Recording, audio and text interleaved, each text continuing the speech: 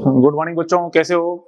देख बेटा, अपन जो पढ़ रहे थे टॉपिक म्यूचुअल इंडक्टेंस, ठीक है। म्यूचुअल इंडक्टेंस को अब आगे कंटिन्यू करेंगे, ठीक है। अब बच्चों आपको समझाया था मैंने लास्ट में, अपने म्यूचुअल इंडक्टेंस के अंदर देखा था, ठीक है, कि जब भी कोई टू कॉइल्स पास पास रखी होती हैं, किसी फर्स्ट कॉइल में अगर अपन चेंज करते हैं, इसका इफेक्ट हमें सेकेंडरी कॉइल में देखने को मिलता है, ठीक है। इसी कॉन्सेप्ट को क्या बोलते हैं बच्चों? म्यूचुअल इंडक्शन, ठीक है। म्यूचुअल इंडक्शन, इसमें हम जो कोफिशिएंट यूज करते हैं, ठीक है, वो यूज होता है capital M, means coefficient of mutual induction, ठीक है, या से म्यूचुअल इंडक्टेंस भी अपन बोलते हैं, ठीक है।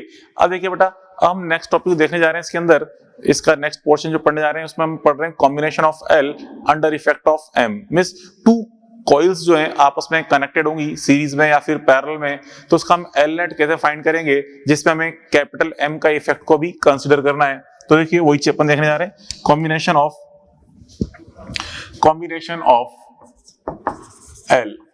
Combination of L under effect of M की बात कर रहे हैं अपन। मतलब पहले भी अपन पढ़ चुके हैं, जब अपन ने सेल्फ इंडक्शन टॉपिक पढ़ा था वहां भी अपन ने कॉम्बिनेशन ऑफ एल लिया था, वहां पे अपन ने कैपिटल एम के इफेक्ट को कंसीडर नहीं किया था, ठीक है। मींस वहां जो अपन ने देखा था बेटा, क्या है देखो, सीरीज कॉम्बिनेशन में अपन जानते हैं एल सीरीज इक्वल टू, जैसे अपन केस 1 की बात करने पहले, केस 1 जहां पे अपन एम इज इक्वल टू क्या ले रहे हैं, 0, मींस एम के कोई इफेक्ट को कंसीडर नहीं कर रहे, एम इज इक्वल टू 0, ठीक है। तो इस केस में बेटा एल सीरीज कॉम्बिनेशन में फॉर्मूला क्या होता है, L1 प्लस L2, ठीक है, L1 plus L2 and L parallel is equal to find करना है, तो हम 1 upon L parallel is equal to, देखो क्या लगाते हैं बेटा, 1 upon L parallel is equal to 1 upon L1 plus 1 upon L2, ये यूज करते हैं। ये पहले आपको समझा चुका हूं मैं, ठीक है। अब देखो बेटा, यहाँ पे इसमें अगर केस नंबर सेकंड अपन देखें, case second, M is not equal to 0, means question में अगर M is equal to not equal to 0 है, दैट इज K गिवन है, ठीक है, मींस दैट K क्वेश्चन में आपको K गिवन है, वैल्यू ऑफ K गिवन है, दैट इज M गिवन है। M कैसे निकाल सकते हैं, M is equal to K root of L1 L2, ऐसी इंफॉर्मेशन आपको दे रखी है K के बारे में।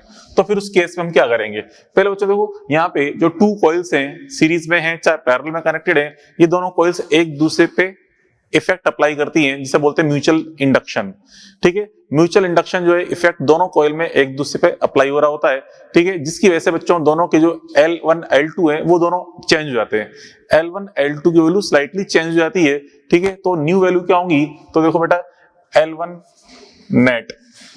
की जो नेट वैल्यू है ये हो जाएगी L1 प्लस M, ठीक है, L1 plus M and L2 is equal to आता है L2 net is equal to L2 net is equal to L2 plus M।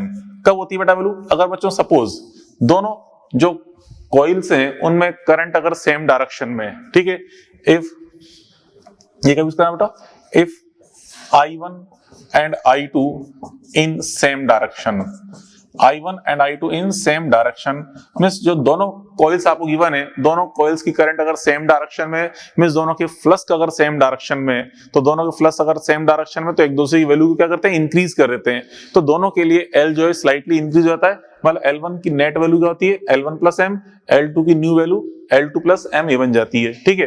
But अगर I1 I2 अपोजिट डायरेक्शन में, तो उस केस में आपको क्या करना बेटा, यहाँ पे L1 नेट की जो वैल्यू है ये हमें क्या लिखनी है, L1 minus M and L2 net की वैल्यू यूज करनी है आपको L2 माइनस M, ठीक है। कब यूज करनी है, when I1 I2 in opposite direction, if I1 and I2 in opposite direction, I1 I2 दोनों अगर अपोजिट डायरेक्शन में, तो हम ये यूज करेंगे, यस। अब देखिए, now we can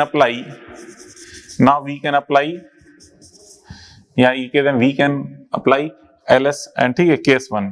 now we can find LS and LP using case first, ठीक, केस फर्स्ट की हेल्प से अपन फाइंड कर लेंगे। मतलब करना कुछ नहीं, पहले आप क्या फाइंड कर लो, L1 एंड L2 की न्यू वैल्यूज क्या हो जाएंगी due to effect of M, ठीक है। L1 L2 की इफेक्टिव न्यू वैल्यूज आपने फाइंड कर ली, उसका फिर सीरीज कॉम्बिनेशन है तो L1 प्लस L2 कर दो, पैरेलल कॉम्बिनेशन है तो 1 upon LP is equal to 1 upon L1 plus 1 upon L2 करके आंसर अपन फाइंड कर लेते हैं। क्या मीनिंग है इसका, चलो उसको पे बेस्ड एग्जांपल अपन देखें, एग्जांपल, ठीक है। एग्जांपल जैसे आपसे कह रहा है कि टू कॉइल्स हैं इस तरह से, एक कॉइल है और एक कॉइल है, ठीक है, एक ही कॉइल गिवन है आपको, दोनों में करंट इस तरह फ्लो हो रही है I, तो आप देखिए दोनों में करंट इस तरह फ्लो हो रही है। यहाँ पे इसका L1 गिवन है आपको 4 हेनरी, इसका L2 गिवन है आपको 9 हेनरी गिवन है, 4 हेनरी एंड 9 हेनरी गिवन है, ठीक है। K इज इक्वल टू 0.5, ठीक है, ठीक है। If K is equal to 0.5 then L net आपको फाइंड करना है, क्या होगा इसमें L नेट की वैल्यू। तो कैसे निकालेंगे बेटा, देखो पहले यहाँ पे अपन देखें इसका M कितना हो, K गिवन है, M इज इक्वल टू क्या होगा बेटा, M is equal to K root of L1 L2 होता है, तो K तो कितना है यहाँ पे 0.5, okay. K is 0.5, root of L1 L2 कर दें 4 into 9, तो कितना हो गया, ये हो जाएगा 3 हेनरी, ठीक है। तो M इज इक्वल टू कितना बन गया 3 हेनरी, ठीक है। अब यहाँ पे आप चेक करें बच्चों, देखो यहाँ पे I1 I2 सेम डायरेक्शन में, ठीक है, both I are in same direction, same direction. अब बेटा देखो दोनों में करंट सेम डायरेक्शन फ्लो हो रही है कि नहीं है, तो इसलिए यहाँ पे नेट वैल्यू जो आएगी L1 नेट, L1 की जो नेट वैल्यू है क्या जाएगी, L1 की net value L1 plus M, L1 plus M कर देंगे तो L1 कितना बेटा 4, M कितना है 3, कितना बन गया ये 7 हेनरी। ऐसे ही L2 नेट निकाल लें तो L2 नेट इसके लिए L2 प्लस M कर देंगे, ठीक है, means 9 plus 3 that is 12 henry, okay. आई बस में ये होगी 7 हेनरी, ये हो जाएगी 12 हेनरी, ओके। अब यहाँ पे देखो दोनों क्या बना रहे हैं आपस में, सीरीज कॉम्बिनेशन।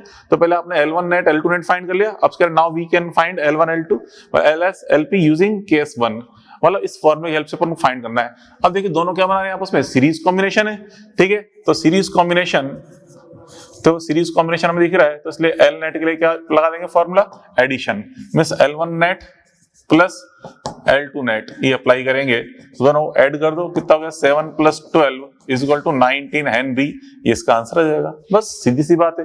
तो करना क्या होता है बेटा, पहले हम यहाँ पे कैपिटल M कैलकुलेट कर लेते हैं, फिर हम देखते हैं कि यहाँ पे I1 I2 सेम डायरेक्शन में है या अपोजिट डायरेक्शन में। सेम डायरेक्शन में होती हैं तो यहाँ पे प्लस की हेल्प से L1 L2 नेट बन जाते हैं, और अगर अपोजिट डायरेक्शन में तो माइनस की हेल्प से L1 नेट L2 नेट निकाल लेते हैं। उसका तो फिर सीरीज एंड पैरेलल कॉम्बिनेशन का फॉर्मूला यूज करेंगे अपन, ओके। चलो एक और एग्जांपल समझा दूं। नेक्स्ट एग्जांपल उठा इस तरह से, देखिए यहाँ पे नेक्स्ट एग्जांपल में ये कॉइल गिवन है आपको इस तरह से,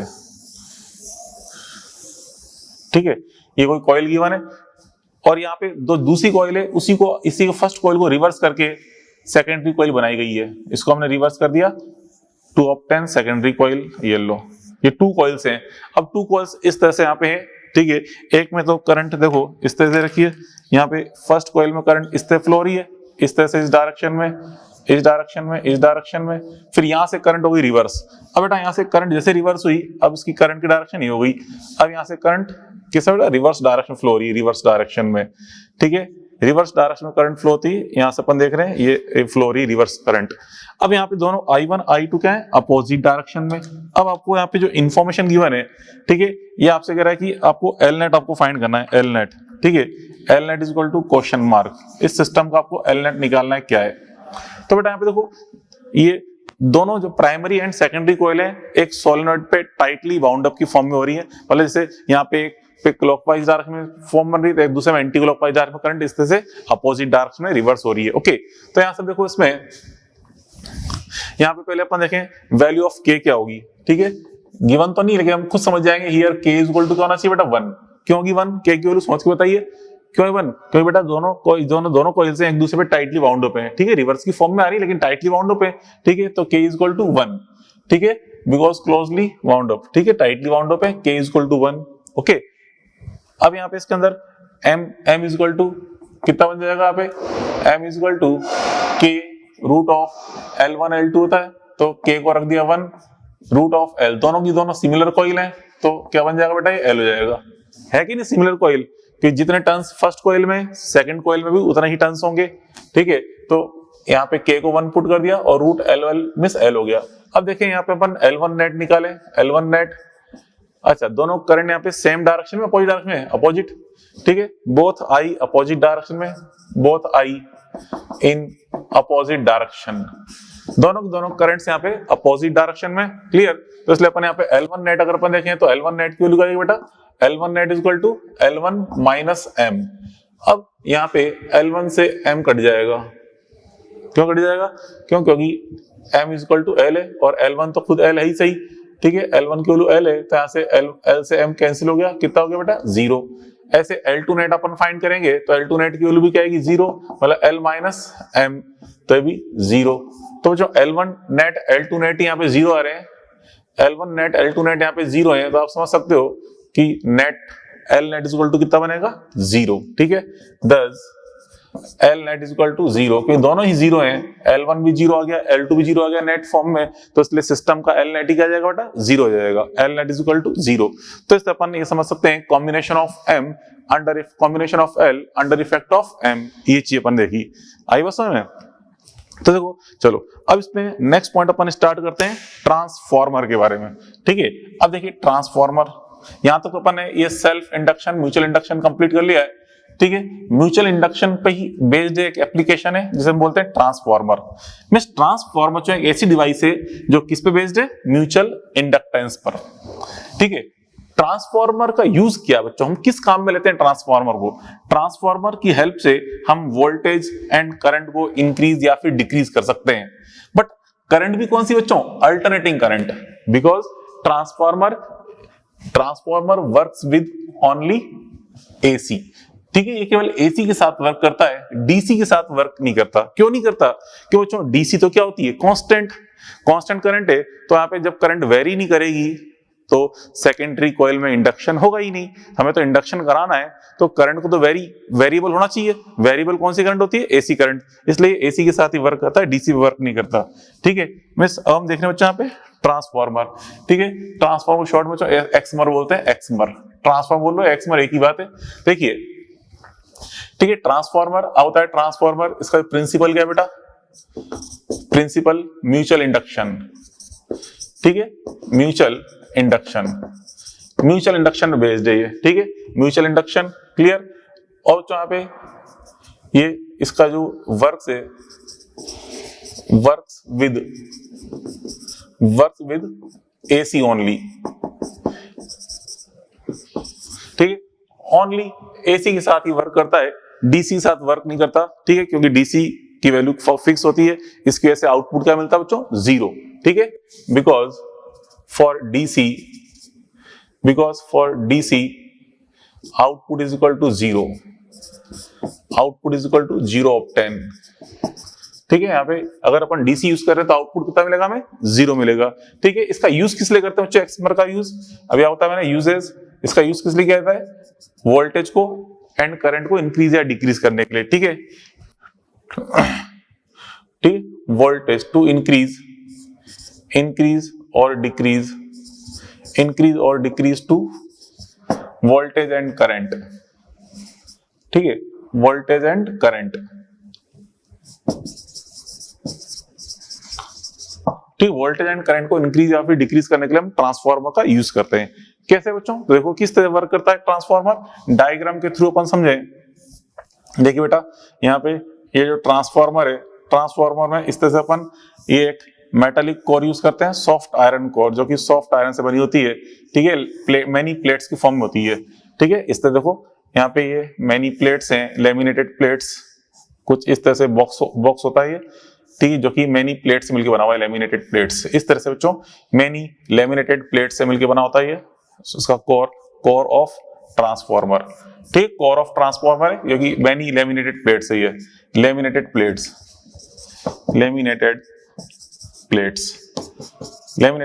ऑफ सॉफ्ट आयरन,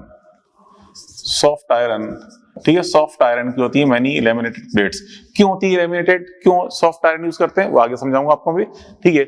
यहाँ पे laminated plates of soft iron है। अब बच्चों देखो 2 कॉइल्स जो इसमें यूज हो रही है, एक तो प्राइमरी कॉइल होगी और एक सेकेंडरी कॉइल, ठीक है, इस तरह से बेटा ये तो प्राइमरी कॉइल, इधर होती है सेकेंडरी कॉइल, ये अपन ने सेकेंडरी कॉइल शो कर दी, प्राइमरी कॉइल, ये सेकेंडरी कॉइल। और जो जिस वोल्टेज को हमें इंक्रीज या डिक्रीज करना है उसको यहाँ अप्लाई करते हैं, उसको बोलते हैं अपन प्राइमरी वोल्टेज, ठीक है, एसी है ये E1 वोल्टेज, ठीक है। सपोज करंट यहाँ पे I1 है, ठीक है, इसमें N1 टर्न्स है, ठीक है, N1 टर्न्स, ठीक है, R1 इसका रेजिस्टेंस है, R1 रेजिस्टेंस। ऐसे बच्चों इसकी वजह से सेकेंडरी कॉइल में इंडक्शन होता है और हमें यहाँ पे आउटपुट ऑप्टेन होता है, आउटपुट, ठीक है, आउटपुट, ये हमें आउटपुट ऑप्टेन हो रहा है, आउटपुट E2, ठीक है, output is equal to E2 voltage, E2 यहाँ पे आउटपुट है, okay, output is E2 and यहाँ पे जो करंट है ये आउटपुट करंट I2, ठीक है, यहाँ पे आउटपुट करंट I2 आपको ऑब्टेन हुई है,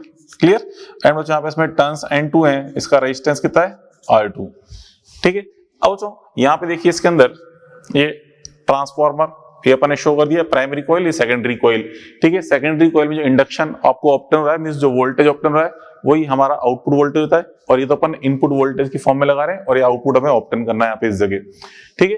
अब बच्चों देखो यहाँ पे देखें फॉर आइडियल ट्रांसफार्मर, मींस अगर कोई ट्रांसफार्मर आइडियल है, आइडियल ट्रांसफार्मर, तो इसकी प्रॉपर्टी क्या होती है आइडियल ट्रांसफार्मर की, देखिए आइडियल ट्रांसफार्मर की जो प्रॉपर्टीज है उसको अपन देखें। आइडियल ट्रांसफार्मर, देखिए फर्स्ट प्रॉपर्टी अपन देखें यहाँ पे इसके अंदर, फर्स्ट प्रॉपर्टी इसके बच्चों प्राइमरी एंड सेकेंडरी कॉइल में जो टर्न्स हैं, एवरी टर्न में स्मॉल ई की वैल्यू सेम होती है, मींस इंड्यूस्ड ईएमएफ जो अपन बोले ई मतलब d5/dt, d5/dt वैल्यू सेम होती है फॉर ईच टर्न, ठीक है। तो अपन देखें d5/dt is equal to E is equal to same in each turn of primary and secondary coil.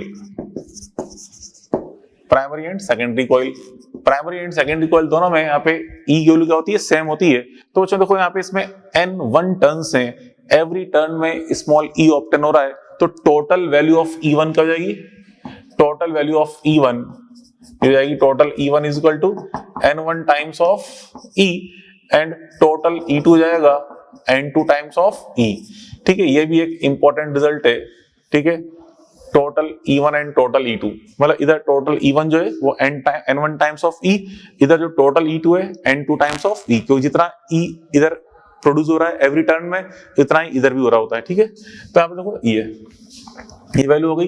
अब यहाँ पे हम समझे इसके अंदर अगर मैं E1/E2 करूं बेटा, E1/E2, तो E1/E2 क्या जाएगा N1/N2, ठीक है। तो this implies E is proportional to क्या आएगा बेटा N, E is proportional to N, ठीक है। तो E की वैल्यू नंबर ऑफ टर्न्स पे इस तरह डिपेंड कर रही है। इसके अलावा बेटा यहाँ पे करंट, रेजिस्टेंस, इनकी डिपेंडेंसी क्या है, देखो नेक्स्ट पॉइंट में देखें, यहाँ पे E is proportional to N, proportional to 1/I, proportional to root of R।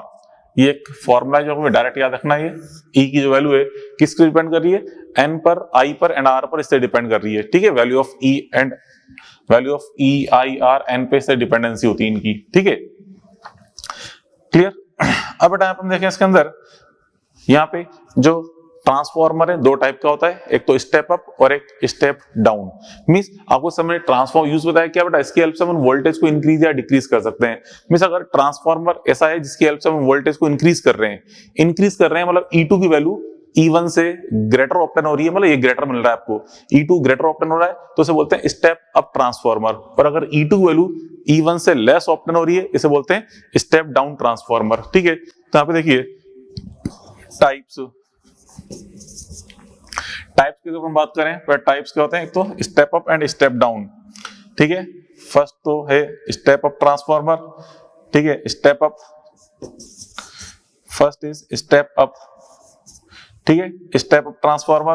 तो स्टेप अप ट्रांसफार्मर क्या होता है बेटा, E2 is greater than E1, E2 is greater than E1 आपको ऑप्ट होता है, ठीक है। दस I2 इज लेस देन क्या होगा बेटा I1, क्यों, क्योंकि बेटा यहाँ पे E एंड I में रिलेशन कैसा इनवर्स है, ठीक है। E2 अगर ग्रेटर है तो I2 क्या मिल जाएगा लेस, ठीक है। एंड सेकंड होता है बेटा यहाँ पे, second is step down transformer, step down transformer में E की वैल्यू डिक्रीज हो रही होती है, means E2 is less than क्या होता है E1। अब यहाँ पे E की वैल्यू बेटा डिक्रीज हो रही है तो करंट क्या होगी इंक्रीज, तो यहाँ पे current I2 will be greater than I1, ठीक है, ये चीज हो गई। उसके बाद बेटा फिर हम नेक्स्ट अपन देखें इसमें एफिशिएंसी।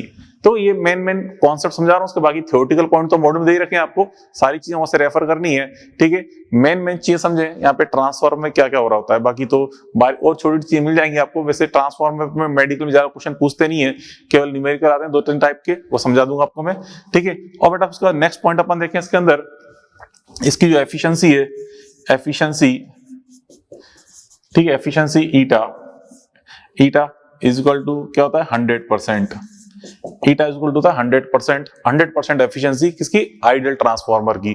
बट हम जानते हैं कोई भी चीज आइडियल तो होती नहीं है, ठीक है। एफिशिएंसी 100% है because of output power is equal to क्या होता है, इनपुट पावर। पावर की वैल्यू क्या होती है, same, input power is equal to output power, इसलिए एफिशिएंसी यहाँ पे क्या है 100% है, ठीक है। अब देखो ये तो हो गया आइडियल ट्रांसफार्मर। अब देखें फॉर जनरल ट्रांसफार्मर, जी जनरल ट्रांसफार्मर की बात करें, जनरल ट्रांसफार्मर, ठीक है, ये तो अपन ने पढ़ा आइडियल ट्रांसफार्मर। अब देख रहे हैं for general transformer.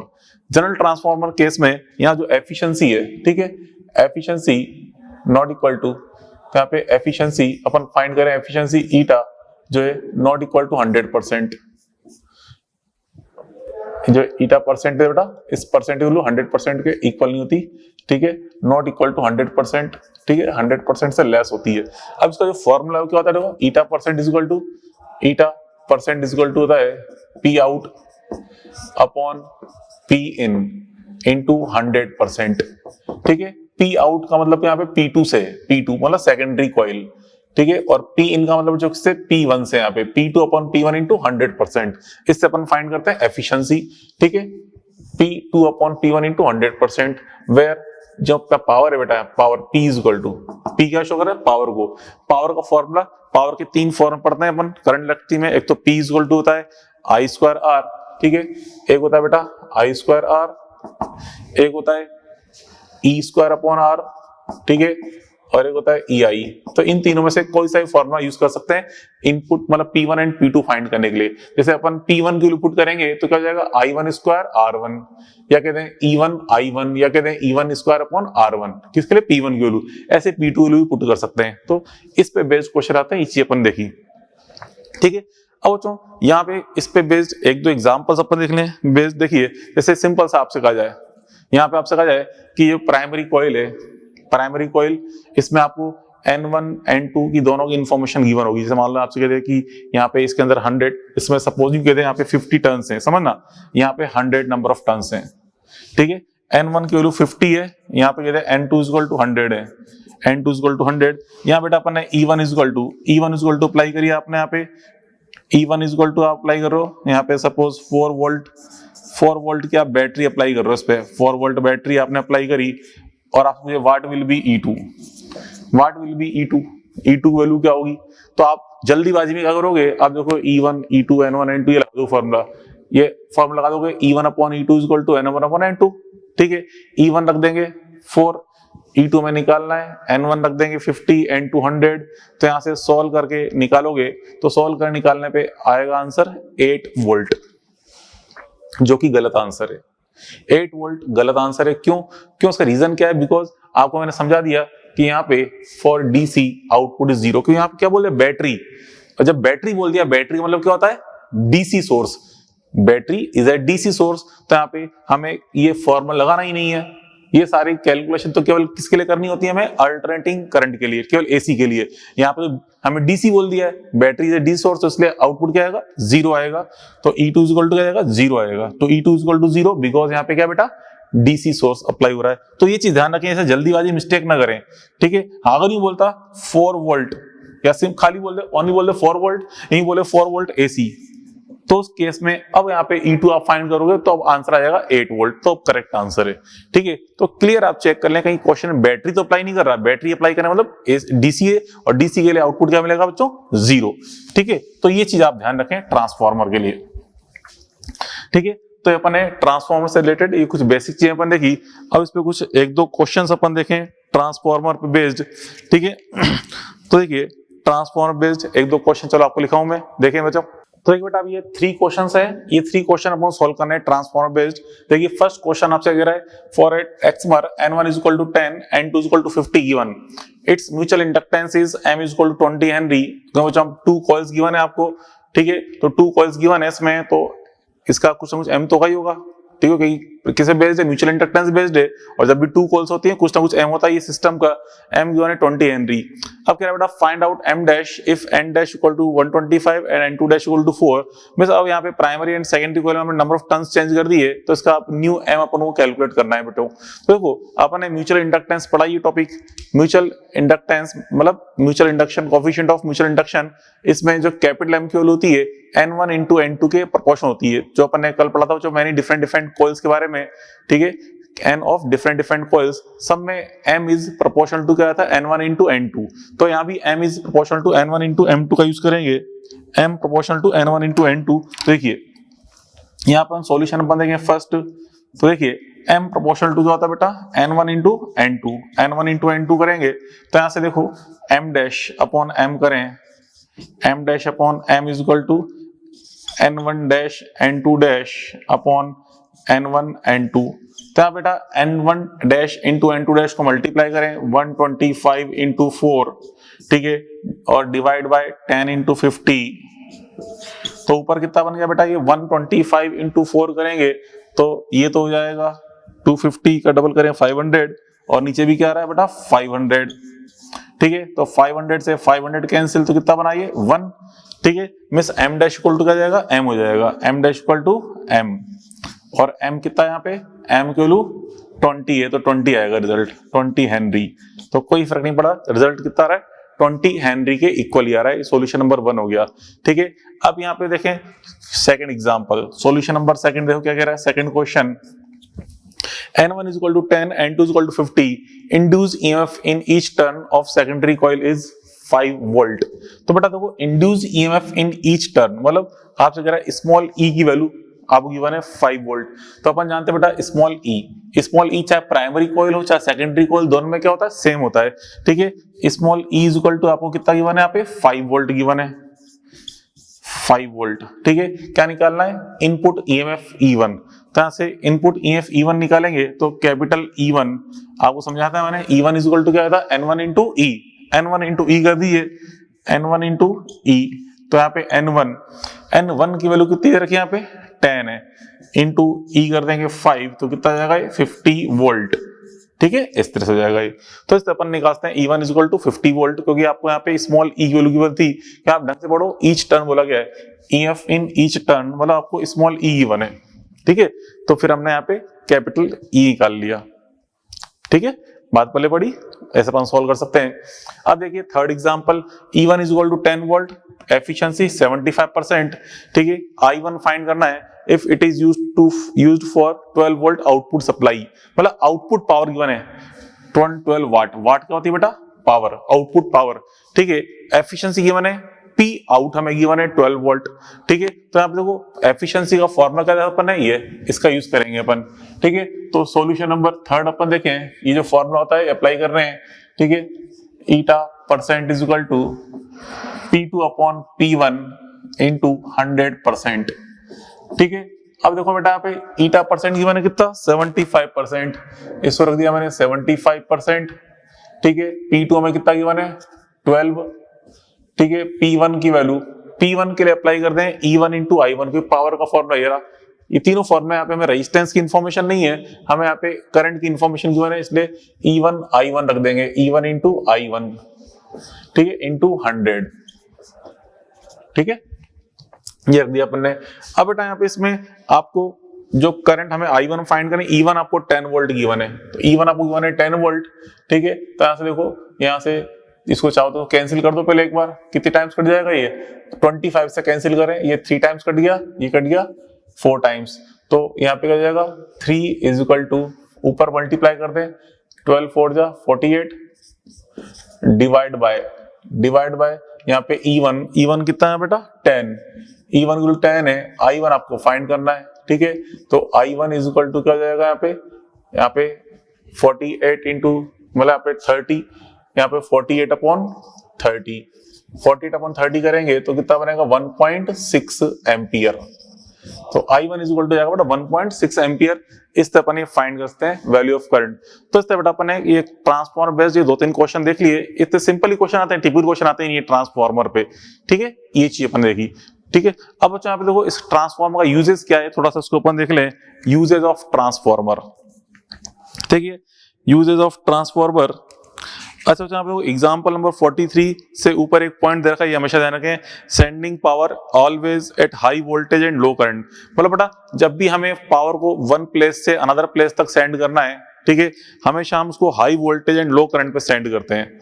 High voltage and low current पे मतलब किसकी हेल्प लेते हैं, एसयूटी की, मतलब स्टेप अप ट्रांसफार्मर की हेल्प से high voltage and low current पे उसको हम आगे सेंड करते हैं। फिर रास्ते में जाती है, फिर आगे जब रिसीविंग एंड है, रिसीविंग एंड पे उसको वापस हम उसको डाउन कर लेते हैं वोल्टेज को, ठीक है, वोल्टेज वापस डाउन कर लेते हैं। डाउन करने के लिए हमें किसकी जरूरत पड़ेगी, स्टेप डाउन ट्रांसफार्मर की। तो हमेशा ध्यान रखें high voltage and low current का यूज करना पड़ता है आपको, ठीक है, जब भी हमें one end to another end electricity send करनी है, ठीक है, तो इस तरह सेंड की जाती है। चलो अब देखें जो ट्रांसफार्मर, तो अब ये समझा दिया। तो लॉसेस ऑफ ट्रांसफार्मर देखें, लॉसेस ऑफ ट्रांसफार्मर, इस ट्रांसफार्मर जो है इसमें जो कौन कौन सी एनर्जी लॉस होते हैं वो अपन देखने जा रहे हैं। देखिए तो सबसे पहले बच्चों एक तो होता है इसके अंदर first copper loss. Copper loss क्या होता है बेटा, ये जो अपन ने वायर यूज किया ना, इसमें वायर, ये वायर अपन यूज कर रहे हैं, ये किसका यूज करते हैं, कॉपर का, ठीक है। अब इस पे जो हीट की फॉर्म में एनर्जी लॉस हो रही है, हीट की फॉर्म में अपन जानते हैं कोई भी वायर हो जब उसमें करंट फ्लो करेंगे तो हीट की फॉर्म में एनर्जी लॉस होगी। तो इस पे जो हीट की फॉर्म में एनर्जी लॉस हुई है उसे हम क्या बोलते हैं, copper loss. Energy loss in the form of heat on this copper wire is called copper loss, ठीक है, ठीक है। इस हीट को कम से लो करने के लिए हम ऐसा मेटेरियल यूज करते हैं जिसके लिए रेजिस्टिविटी सबसे स्मॉल होनी चाहिए, और सबसे स्मॉल रेजिस्टिविटी बेटा जनरली कॉपर की होती है। वैसे तो इससे और ज्यादा सिल्वर की भी होती है, ऐसी बात नहीं है, बट सिल्वर काफी कॉस्टली मेटल है, इसलिए अपन सिल्वर का यूज नहीं करते। किसका यूज करेंगे, कॉपर का, ठीक है। इसकी कंडक्टिविटी हाई होती है, ठीक है, रेजिस्टिविटी लो होती है। ओके, ये हो गया कॉपर लॉस। उसके बाद बच्चों फिर देखें सेकंड है हिस्टेरिसिस लॉस। हिस्टेरिसिस लॉस क्या होता है, जो अपन पढ़ते हैं इसके अंदर मैग्नेटिज्म के अंदर, ठीक है, जब भी बच्चों किसी मटेरियल को बार बार मैग्नेटाइज करते हैं तो पर साइकिल जो एनर्जी लॉस होती है उसे बोलते हैं हिस्टेरिसिस लॉस बोलते हैं। अब यहाँ भी तो क्या हो रहा है बेटा, यहाँ पे तो वायर है, इस वायर में जो करंट फ्लो हो रही है वो कैसी है, एसी करंट है। एसी करंट की वजह से कंटिन्यूस की करंट की डायरेक्ट क्लॉकवाइज फिर एंटी क्लॉकवाइज, ठीक है, फिर क्लॉकवाइज फिर एंटी क्लॉकवाइज ऐसे रोटेट होती है। तो ये जो कोर है, इसके अंदर कोर जो प्रेजेंट है, ये कोर बार बार मैग्नेटाइज होता रहता है, ठीक है। तो उसकी वजह से बच्चों ये कोर गर्म हो जाता है। कोर गर्म हो जाता है मींस इस पे हीट की फॉर्म में एनर्जी लॉस होती है ड्यू टू मैग्नेटाइजेशन डीमैग्नेटाइजेशन, उसी को हम बोलते हैं हिस्टेरिसिस लॉस। और तो हिस्टेरिसिस लॉस को कम करने के लिए हमें एक ऐसा मटेरियल लेना पड़ता है जो इजीली मैग्नेटाइज एंड डीमैग्नेटाइज हो जाए, और वो मटेरियल कौन सा होता है, सॉफ्ट आयरन। इसलिए ये कोर हम किसका यूज करते हैं, सॉफ्ट आयरन का यूज करते हैं, सॉफ्ट आयरन, ठीक है। अब ये सोचें कि सॉफ्ट आयरन यूज कर रहे हैं लेकिन ये लेमिनेटेड प्लेट्स क्यों यूज कर रहे हैं, सिंपल एक सॉलिड ब्लॉक भी यूज कर सकते थे। तो यहाँ पे सॉलिड ब्लॉक यूज करने के बजाय लेमिनेटेड प्लेट को यूज कर रहे हैं। उसका आंसर है जो थर्ड लॉस अपन पढ़ने जा रहे हैं वो है बेटा यहाँ पे eddy current loss. Eddy current loss क्या होता है बेटा, आप समझाया थोड़ी देर पहले, एडी करंट्स अपन ने पिछली क्लास में देखा था। एडी करंट्स क्या होता है बच्चों, जब भी कोई सॉलिड ऑब्जेक्ट है, ठीक है, उसमें से अगर क्रॉसिंग फ्लक्स में अगर कंटिन्यू वेरिएशन हो रहा है तो उसमें एडी करंट्स डेवलप हो जाएंगी, और एडी करंट्स की वजह से वो ऑब्जेक्ट गर्म हो जाता है, उसमें हीट की फॉर्म में एनर्जी लॉस होती है, ठीक है, उसी बोलते हैं एडी करंट लॉस, ठीक है। तो हमें यहाँ पे ऐसे ऑब्जेक्ट का यूज करना पड़ेगा जिसमें ये जो ऑब्जेक्ट के बीच में अपन ने क्या लगा, इंसुलेटिंग लेयर लगाई। देखो अगर मैं एक सॉलिड ऑब्जेक्ट यूज करूंगा तो उसका वॉल्यूम वेरी लार्ज हो जाएगा, ठीक है, मटेरियल का वॉल्यूम वेरी लार्ज हो जाएगा, ठीक है, और उसमें एडी करंट्स भी वेरी वेरी स्ट्रॉन्ग हो जाएंगी, ठीक है। हम चाहते हैं यहाँ पे एडी करंट्स वेरी वीक हो, तो उसके लिए हमें करना पड़ेगा एवरी प्लेट्स, मतलब सिंगल सॉलिड ऑब्जेक्ट की जगह मेनी प्लेट्स काम में लेनी पड़ेगी। एवरी प्लेट्स के बीच में एक इंसुलेटिंग लेयर लगा देंगे, इससे बोलते हैं लेमिनेट प्लेट्स, ताकि यहाँ पे मटेरियल का वॉल्यूम थोड़ा कम हो जाए, ठीक है, एडी करंट लॉस भी रिड्यूस हो जाए, ठीक है। तो इसलिए अपन यहाँ पे लेमिनेटेड प्लेट्स का यूज करते हैं। तो वही चीज यहाँ समझाई गई है, ठीक है, एडी करंट लॉसेस आई बस में। तो यहाँ तक तो बच्चों ये अपन ने पढ़ा ट्रांसफार्मर के बारे में, ठीक है। तो ये तो क्या ट्रांसफार्मर। चलो अब देखते हैं बच्चों यहाँ पे अपन जनरेटर के बारे में, जनरेटर एंड मोटर के बारे में, ठीक है।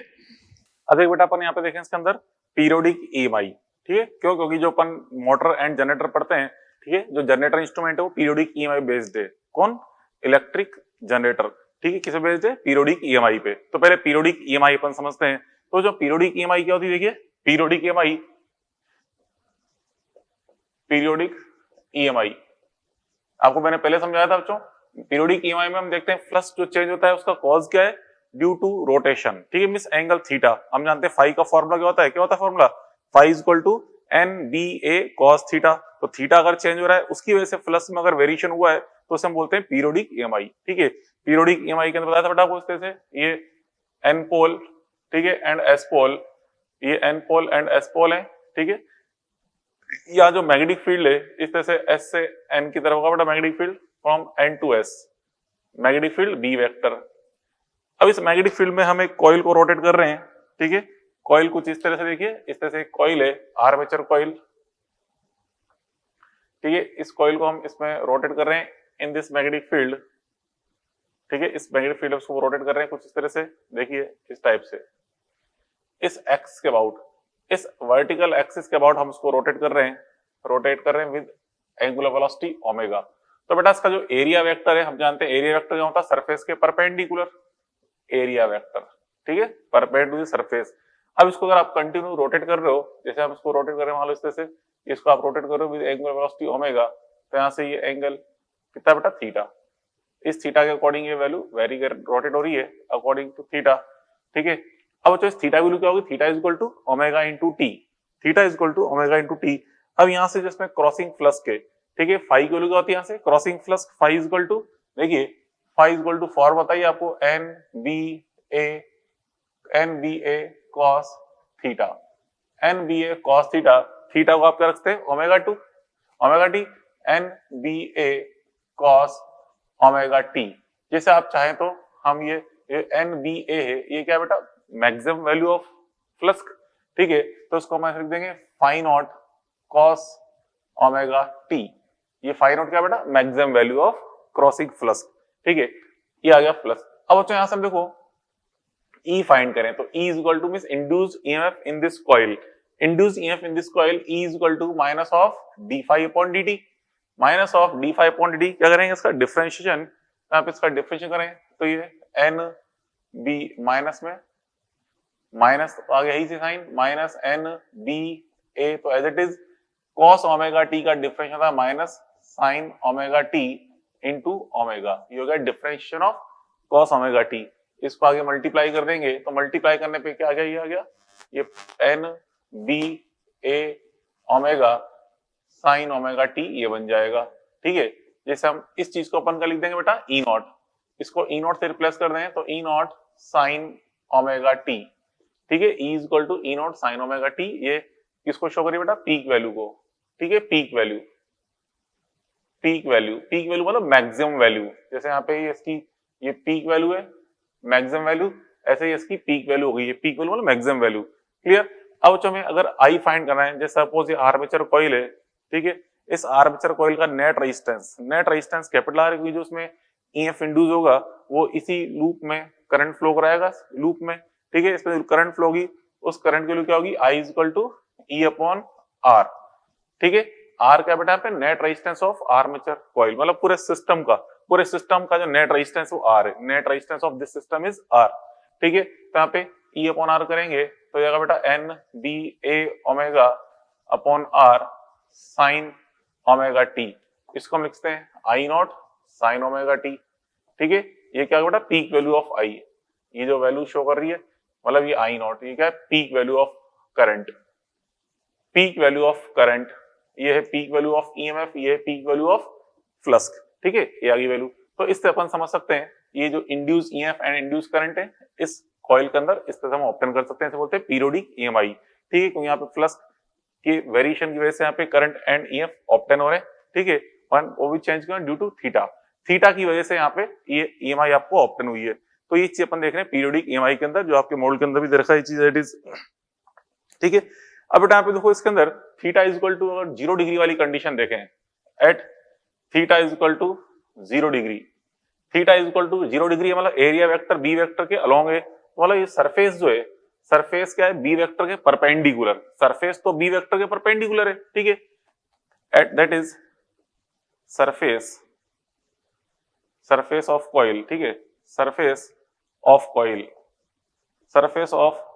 Coil is perpendicular B vector, surface of coil B vector के परपेंडिकुलर है, तो उस केस में आप देखते हैं यहाँ पे, इस केस में फाई तो क्या आएगा बेटा फाई नॉट मींस मैक्सिमम, ठीक है, क्योंकि theta is equal to 0 put करोगे, theta is equal to 0 put करेंगे तो phi is equal to maximum बनेगा एनबीए के इक्वल, मतलब मैक्सिमम आएगा, ठीक है। बट यहाँ पुट करेंगे साइन में थीटा 0 रखते हैं तो क्या बन जाता है 0, तो ई एंड आई क्या आएंगे 0, ठीक है, maximum, but E and I is equal to क्या मिलेंगे आपको 0, ई एंड आई 0, ठीक है, ये चीज देख ली आपने।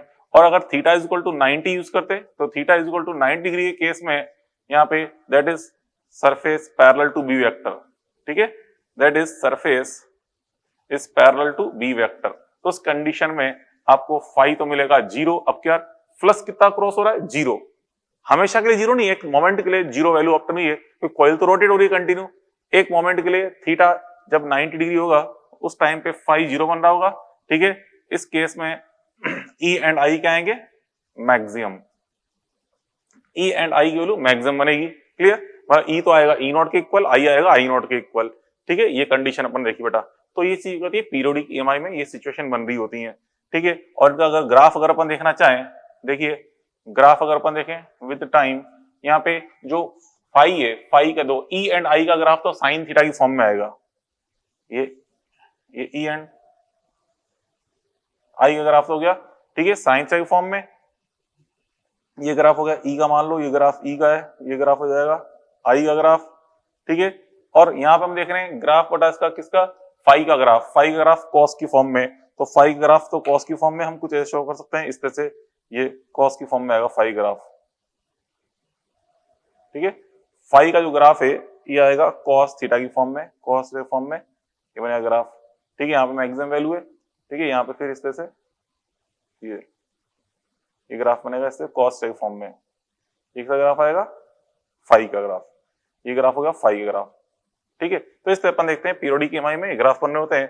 तो यहाँ पे ये दोनों, तो यहाँ पे देखो जो फाई का जो फेज है ये मैक्सिमम से स्टार्ट हो रहा है, जबकि ये वैल्यू क्या आ रही है 0 से स्टार्ट हो रही है। तो हम समझते हैं जो फाई, फेज ऑफ फाई है बेटा, फेज ऑफ फाई क्या है cos omega T. Cos omega T को अगर मैं साइन की फॉर्म में लिखना चाहूँ तो देखिए बेटा, इसको अगर हम साइन की फॉर्म में लिखना चाहें, समझो इसको अगर मैं साइन की फॉर्म में लिखूं तो जाएगा phi not sine omega T plus pi by 2 लिखते हैं इसको। तो देखिए बेटा ये भी साइन की फॉर्म में आ गया, ये भी साइन की फॉर्म में, ठीक है, एंड ये भी साइन, तीनों साइन की फॉर्म में, बट यहाँ पे एक्स्ट्रा पाई बाई 2 अंदर ऐड हो रहा है, इसका मतलब phase of flux, phase of flux is more than pi by 2 with respect to the phase of E and phase of I. ये बेटा फेज ऑफ ई है, ये फेज ऑफ आई है, एंड ये फेज ऑफ फ्लक्स के। तो आप देखते हैं फेज ऑफ फ्लक्स क्या बचा, पाई बाई 2 ग्रेटर है किसके रेस्पेक्ट में, ई एंड आई के रेस्पेक्ट में, ठीक है। ये देख लिया अपने पीरियोडिक ईएमआई। अब बेटा पीरियोडिक ईएमआई पे क्वेश्चन सिंपल ही आएंगे तो ये वैल्यू पूछ लेगा पीक वैल्यू ऑफ करंट मिस ये value, peak value of EMF मिस ये वैल्यू, ये पूछ सकता है, ज्यादा कुछ नहीं है।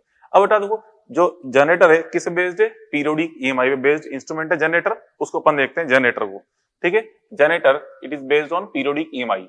अब देखिए बेटा जनरेटर के बारे में, जनरेटर में किस तरह से अपन समझ सकते हैं जनरेटर को, देखो अब जनरेटर के बारे में स्टडी करें, यही कॉन्सेप्ट है जनरेटर के अंदर, मींस मैग्नेट्स हैं, मैग्नेट्स में कोई कॉइल को हम रोटेट करेंगे, ठीक है, और इससे फ्लक्स में वेरिएशन होगा, फ्लक्स में वेरिएशन से ईएमएफ इंड्यूस होगा, ठीक है, ईएमएफ इंड्यूस होगा, उसकी हेल्प से सर्किट में करंट आपको ऑप्टन हो जाएगी, करंट ऑप्टन होगी। तो देखिए किस तरह से यहाँ पर देखिए अब जनरेटर, ठीक है, जनरेटर, तो जनरेटर बेटा किस पे बेस्ड है, इसका जो कॉन्सेप्ट है मींस प्रिंसिपल जो है, प्रिंसिपल क्या कहते हैं बेस्ड ऑन, ठीक, generator is based on periodic EMI, based on periodic EMI, periodic EMI concept पे बेस्ड है। ये क्या करता है बेटा, मैकेनिकल एनर्जी को कन्वर्ट करता है इलेक्ट्रिकल एनर्जी में, किसको, मैकेनिकल एनर्जी को इलेक्ट्रिकल एनर्जी में कन्वर्ट करता है।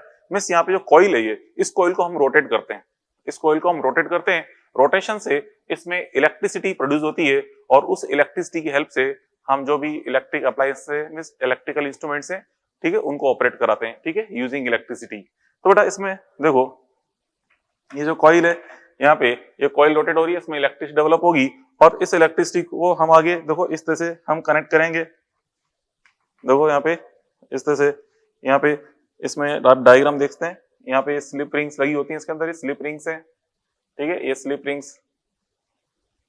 रिंग्स होती हैं, ठीक है। इसमें फिर अपन यहाँ पे इस तरह से इसको कनेक्ट कर दिया रेजिस्टेंस आर से, आर, ठीक है, ये क्या बेटा आउटपुट रेजिस्टेंस, लोड रेजिस्टेंस बोलते हैं, लोड रेजिस्टेंस आरएल, ठीक है, लोड रेजिस्टेंस आरएल, ठीक है, इसके अक्रॉस हमें आउटपुट ऑप्शन करना है, ठीक है। अब देखो बेटा यहाँ पे इसमें इलेक्ट्रिसिटी डेवलप होगी, ठीक है, इसमें इलेक्ट्रिसिटी डेवलप होगी, उस इलेक्ट्रिसिटी को यहाँ से हमने कनेक्शन करा रखा है वायर को, ठीक है, तो इसमें इलेक्ट्रिसिटी फ्लो होगी आई, ठीक है, इस बटा आई करंट यहाँ पे फ्लो होगी और इसके अक्रॉस हमें यहाँ पे ये आई करंट फ्लो हो रही है, इसके अक्रॉस हमें आउटपुट अपना होगा V out, V out is equal to क्या जाएगा output voltage equal to I into R L, ठीक है, आर एल का बेटा रेजिस्टेंस ऑफ लोड, मीन जो भी इंस्ट्रूमेंट आप इससे ग्लो कराने जा रहे हो वो इंस्ट्रूमेंट यहाँ पे आपने कनेक्ट कर दिया है, जैसे हमें मान लो इसकी हेल्प से बल्ब जलाना है, ठीक है, तो यहाँ पे इस जगह इन दोनों पॉइंट्स के बीच अपन बल्ब अप्लाई कर देंगे, इस आरएल को हटा देंगे, बल्ब लगा देंगे, तो जो बल्ब का रेजिस्टेंस है उसी को आरएल बोलते हैं, बल्ब का जो रेजिस्टेंस है वही क्या होगा आरएल, या मान लो इसकी हेल्प से मानो में यहाँ पे टेलीविजन चलाना है, ठीक है, तो यहाँ से इस आरएल को हटा देंगे, इन दोनों पॉइंट के बीच में अपन टेलीविजन कनेक्ट कर देंगे और जो टेलीविजन का रेजिस्टेंस होगा उसी हम क्या बोलेंगे आरएल, ठीक है, मींस आरएल कोई स्पेशल चीज नहीं होती, जो इंस्ट्रूमेंट आप यहाँ पे यूज कर रहे हो, ठीक है, उसी इंस्ट्रूमेंट का रेजिस्टेंस है उसे बोलते हैं लोड रेजिस्टेंस, ठीक है, आरएल, ओके, तो इस तरह से ये आउटपुट हो जाएगा। अब बेटा यहाँ पे इसमें देखो ये ओमेगा जो रोटेशन ये कम खुद रोटेट कर रहे हैं और इलेक्ट्रिक डेवलप हो रही है और हम यहाँ पे इसका क्रॉस आउटपुट ऑप्टेन कर रहे हैं। अब इसके अंदर जो टोटल ईएफ इंड्यूस ऑप्टेन हुआ है, ठीक है, इसमें जो टोटल ईएफ माना ई, ठीक है, उस ई की हेल्प से इसमें यहाँ पे सर्किट में करंट ऑप्टेन हुई है ड्यू टू ई, तो हम देखें I is equal to E upon R net, E upon R net. अब बेटा देखो यहाँ पे जो आर्मेचर कॉइल है, ये जो कॉइल आपको दिख रही है इस डायग्राम में, ये आर्मेचर कॉइल, इसे हम क्या बोलते हैं आर्मेचर कॉइल है, ठीक है, आर्मेचर कॉइल, इस कॉइल का रेजिस्टेंस अपन लेते हैं आर ए, आर्मेचर कॉइल, ठीक है, क्या बेटा ये आर्मेचर कॉइल है, इसका रेजिस्टेंस है R A, resistance R A, ये रेजिस्टेंस आर एल, तो यहाँ पे जो करंट जो फ्लो हुई है आई, ठीक है, वो आई सर्किट में, इससे पूरे सर्किट में करंट ये ऑप्टेन हुई है आई करंट, ये आई करंट फ्लो हो रही है, तो I is equal to E upon R net, E तो क्या है बेटा इंड्यूस्ड ईएमएफ, ई यहाँ पे इंड्यूस्ड ईएमएफ है इन आर्मेचर कॉइल, ठीक है, तो ई अपॉन आर नेट क्या जाएगा R A plus R L, ठीक है, तो ये सर्किट में आर्मेचर रेजिस्टेंस भी एंड ये आर एल कंप्लीट रेजिस्टेंस में करंट आई फ्लो हो रही है, ठीक है, तो यहाँ से अब ई इज इक्वल टू, ये तो एक इक्वेशन हो गई, ओके, अब यहाँ पे ई, ये ई तो क्या है इंड्यूस्ड ईएमएफ, अब यहाँ पे इसको हम ऐसे लिखे E is equal to I R A plus I R L, ठीक है, लिखते हैं इस तरह से। अब यहाँ बच्चों बोथ साइड में आई से मल्टीप्लाई कर दूं, आई से, I is equal to I square R A plus I square R L, both side में आई से मल्टीप्लाई कर दिया, बोथ साइड आई से मल्टीप्लाई करेंगे तो आई इंटू ई का बन जाएगा पावर, ठीक है, अब इस इक्वेशन में ये जो आई इंटू ई है, ये बेटा आई इंटू ई, ये क्या शो कर रहा है total produce power, total produce power को शो कर रहा है, टोटल प्रोड्यूस पावर, इसको हम पी इन बोल सकते हैं, पी इन, ठीक, हमने इसको रोटेट किया, रोटेशन करने से इंड्यूस ईएमएफ हुआ, ठीक है, ईएमएफ इंड्यूस हुआ, उसी वजह से टोटल पावर ऑप्टेन सर्किट में कितनी आई इंटू ई, ठीक है। अब बेटा यहाँ पे देखो आई स्क्वायर इंटू आर एल, हम आर एल का क्रॉस आउटपुट ऑप्टेन कर रहे हैं, तो I square into R L का बन जाएगी पावर, आउटपुट पावर, ठीक है बेटा, आउटपुट पावर, ठीक है, आउटपुट पावर को शो कर रहा है आउटपुट पावर, ठीक है, मतलब यूजफुल आउटपुट पावर है पी आउट। और बेटा फिर ये जो चीज है ये किसको शो कर रहा है, ये शो कर रहा है लॉस्ड पावर, ठीक है, lost power on armature coil, armature coil, ठीक है। अब ये जो पावर है बेटा हीट की फॉर्म में लॉस होती है, अपन जानते हैं किसी रेजिस्टेंस पर कोई पावर और लॉस हुई है वो हीट की फॉर्म में लॉस होगी, क्योंकि power is equal to I square R का अपन यूज कर रहे हैं यहाँ पे, ठीक है, ये रेजिस्टेंस है, इस रेजिस्टेंस पे मतलब आर्मेचर कॉइल पे जो पावर लॉस हुई है हीट की फॉर्म में लॉस हुई है, वो हमारे किसी काम की नहीं होती, वो तो वेस्टेज है, ठीक है, तो ये लॉस पावर होगी। अब बेटा हमें अगर एफिशिएंसी फाइंड करनी है, एफिशिएंसी, ठीक है, तो एफिशिएंसी हम कैसे निकाल सकते हैं, देखिए एफिशिएंसी, एफिशिएंसी जो निकालते हैं eta percent is equal to, पता ही आपको क्या करते हैं बेटा, P out upon P in into 100%, P out upon P in into 100% की हेल्प से क्या निकालते हैं एफिशिएंसी। तो यहाँ पे आउटपुट पावर, आउटपुट की फॉर्म में हम क्या यूज कर रहे हैं बेटा, देखिए ये रहा output power I square R L, I square R L, and input power क्या बेटा आई इंटू ई, आई इंटू ई इंटू 100%, ठीक है, एक आई से तो एक आई कैंसिल कर दो तो क्या बन जाएगा ये आई R L upon E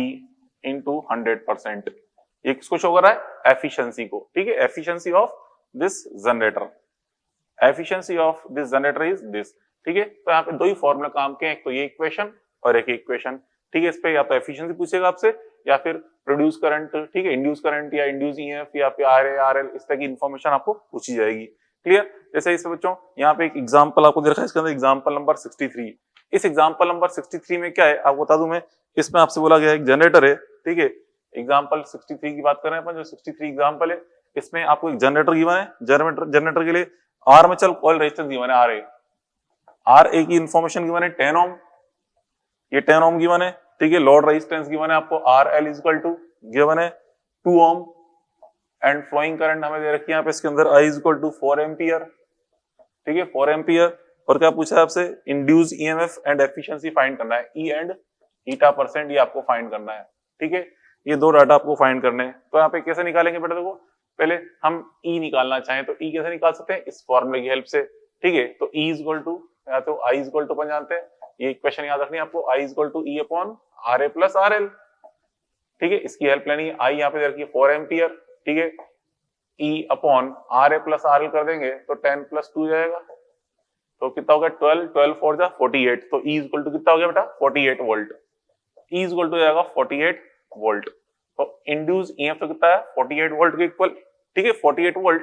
and यहाँ पे अगर अपन देखें एफिशिएंसी फाइंड करें ईटा परसेंट, एफिशिएंसी क्या होती है बेटा, पी आउट अपॉन पी, मतलब ये होता है आई आर एल अपॉन ई, आई R L upon E into 100% करेंगे, ठीक है। तो यहाँ से आई R L upon E into 100%, आई आपने देख लिया कितना दे रखा है 4, आर एल हमें गिवन है 2, ई की वैल्यू हमने फाइंड की 48, ठीक है इंटू 100%, ठीक है। तो यहाँ पे 8 6 टाइम्स कट जाएगा, 100 अपॉन 6 करेंगे तो 16.6% समथिंग आ जाएगा रिजल्ट, 16.6% एफिशिएंसी आ जाएगी जनरेटर की, ठीक है।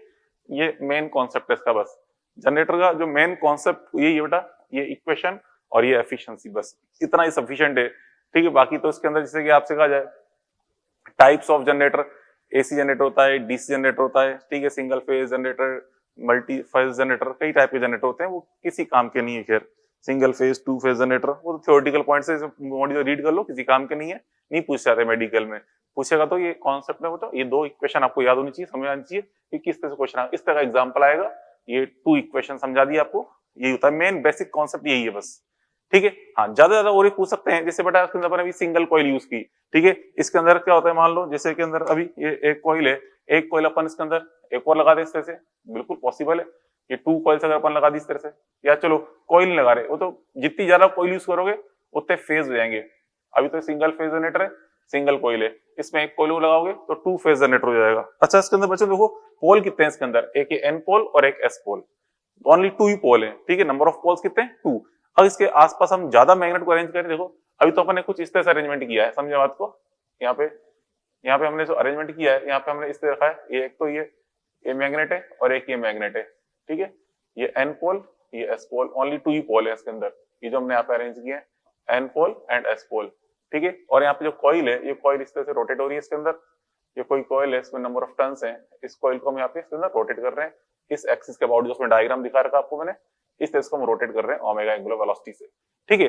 अब इसके अंदर मान लो हम 2 पोल्स और रख दें इस तरह से, जैसे मैंने एक मैग्नेट यहाँ पे और रख दिया, बिल्कुल रख सकते, कोई दिक्कत नहीं है, एक यहाँ रख दिया इस तरह से यहाँ पे, ठीक है, मतलब ये हो गया, कोई एन पोल यहाँ रख दिया, एक एस पोल यहाँ रख दिया अपन ने, ठीक है। तो यहाँ पे नंबर ऑफ पोल्स कितना हो गया यहाँ पे 4, नंबर ऑफ पोल्स 4 हो गए। तो उस केस में अब यहाँ बेटा जो इसके अंदर फ्रीक्वेंसी प्रोड्यूस होगी तो किस पे डिपेंड करती है, नंबर ऑफ पोल्स के अकॉर्डिंग। तो यहाँ पे एक फॉर्मूला होता है फ्रीक्वेंसी ऑफ प्रोड्यूस एसी, ठीक है।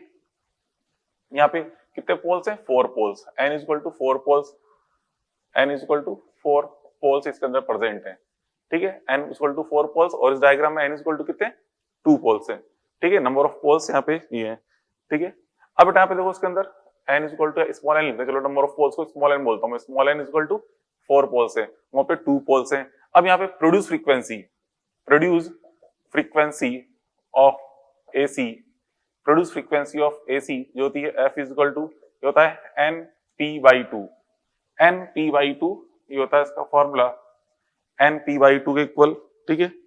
यहाँ पे n, एक मिनट इसको लिखते हैं इस तरह से, यहाँ पे नंबर ऑफ पोल्स को 4 लिख रहे हैं, ठीक है, इसको चलो P से शो करते हैं, P को, नंबर ऑफ पोल्स को P लिख रहे हैं, नंबर ऑफ पोल्स P, तो प्रोड्यूस फ्रीक्वेंसी होती है NP/2, NP/2, यहाँ पे n क्या है, n है number of rotation frequency of armature coil, यहाँ पे एन बेटा क्या है, देखो आर्मेचर कॉइल, पहले इसको रोटेट कर रहे हैं पर सेकंड किस रेट से रोटेट हो रही है, वो एन।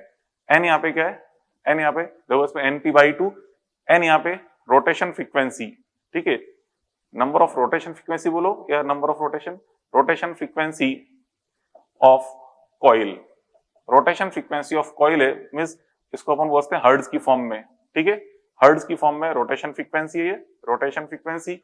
चाहो तो इसको अपन चलो स्मॉल एन की फॉर्म में लिखें, स्मॉल एन, तो ये स्मॉल एन क्या है, रोटेशन फ्रीक्वेंसी ऑफ कॉइल है। Rotation frequency of coil hertz की फॉर्म में अपन बोलते हैं, हर्ट्ज की फॉर्म में क्या कहते हैं, पर सेकंड कितने रोटेशन यहाँ पे हो रहे हैं, ठीक है। एंड पी यहाँ पे क्या, नंबर ऑफ पोल्स है, पी नंबर ऑफ पोल्स है, नंबर ऑफ पोल्स, ठीक है। हाँ अगर बच्चों यही कंडीशन है, मतलब ओनली 2 पोल्स हैं, ओनली 2 पोल्स हैं, तो जिस फ्रीक्वेंसी से आप इसको रोटेट करोगे ना, उसी फ्रीक्वेंसी की यहाँ पे एसी प्रोड्यूस होगी। मतलब यहाँ से देखिए, अगर एन की वैल्यू यहाँ पे 2 पुट करें, ठीक है, यहाँ पे नंबर ऑफ पोल्स को 2 पुट करें, पी को 2 पुट करोगे तो 2 से 2 कट जाएगा, एफ इक्वल टू कितना आएगा, एन। तो उस केस में एफ की वैल्यू एन के इक्वल आपको ऑप्ट होगी। कब, अगर ओनली 2 ही पोल्स हैं, तो जिस फ्रीक्वेंसी घुमाएंगे उसी फ्रीक्वेंसी की यहाँ पे हमें एसी ऑप्टेन हो रही होती है, ठीक है। ये अपन ने देख लिया इसके अंदर। ये तो मैंने पढ़ा बच्चों जनरेटर के बारे में, ठीक है।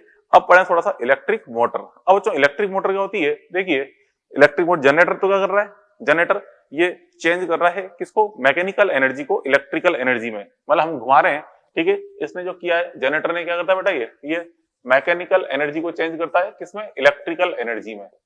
अब हम पढ़ने जा रहे हैं मोटर, इलेक्ट्रिक मोटर, ये उल्टा काम करती है, ये करती है इलेक्ट्रिसिटी एनर्जी को, मतलब इलेक्ट्रिकल एनर्जी को चेंज करती है मैकेनिकल एनर्जी में, ठीक है, मतलब जस्ट इसका उल्टा काम करती है यहाँ पे इलेक्ट्रिक मोटर, ठीक है। अब जो इलेक्ट्रिक मोटर बेटा, ये ईएमआई पे बेस्ड नहीं है।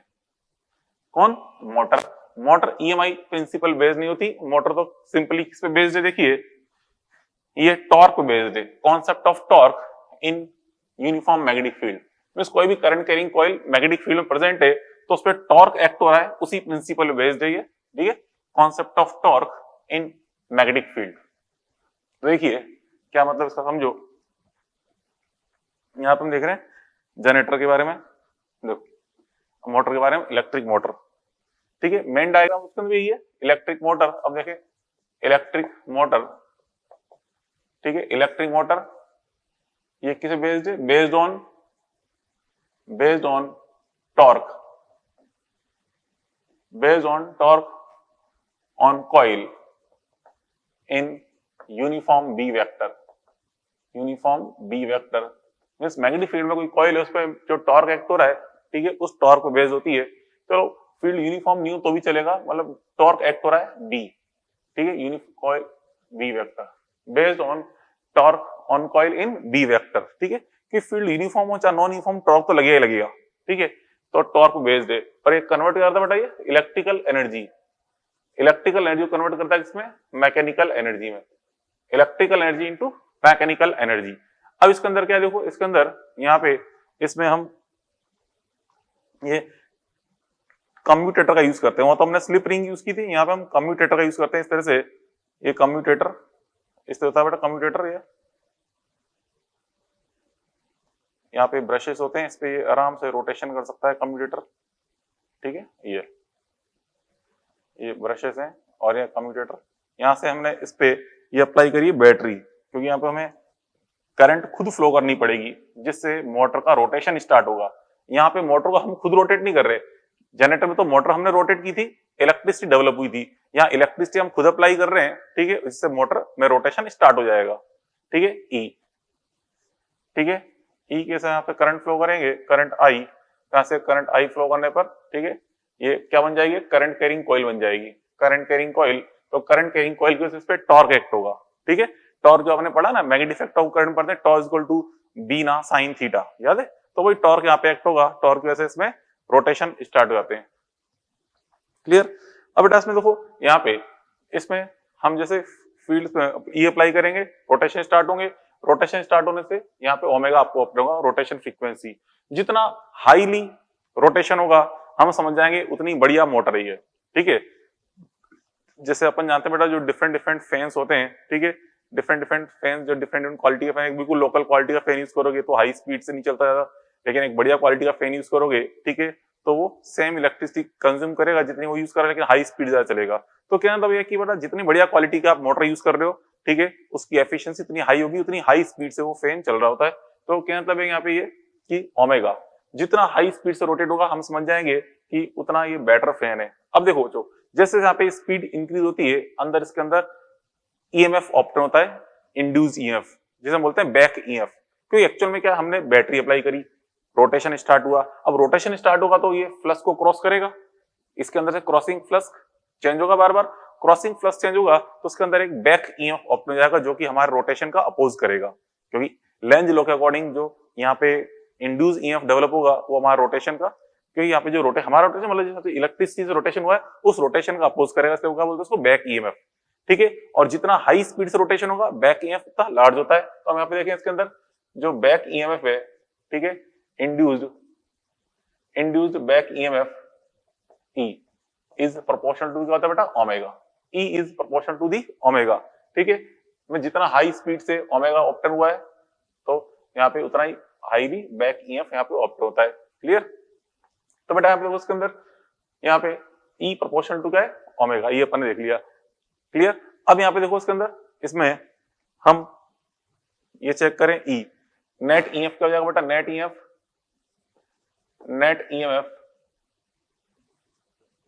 EMF is equal to E minus E, net EMF is equal to E minus E, क्योंकि हमने अप्लाइड ईएमएफ कितना है E और इसमें बैक ईएमएफ मतलब अपोजिट डायरेक्शन में ईएमएफ ऑप्टेन हुआ है उसकी वैल्यू क्या है स्मॉल e, तो नेट ईएमएफ कितना हो गया E माइनस ई के इक्वल नेट ईएमएफ, ठीक है।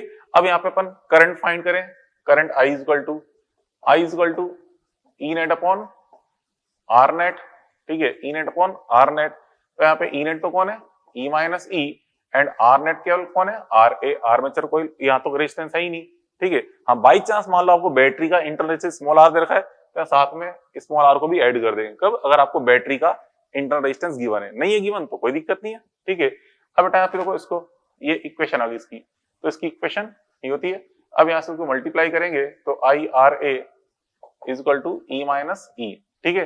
बोथ साइड आई से मल्टीप्लाई कर दो तो I square R A is equal to क्या, चलो यहाँ से मैं अगर ई फाइंड करूं तो ई इज इक्वल टू क्या जाएगा आई आर ए प्लस ई, ठीक है, आई आर ए प्लस ई, फिर इसमें बोथ साइड में आई से मल्टीप्लाई कर दिया, I is equal to I square R A plus I E, ठीक है, ये आ गया रिजल्ट।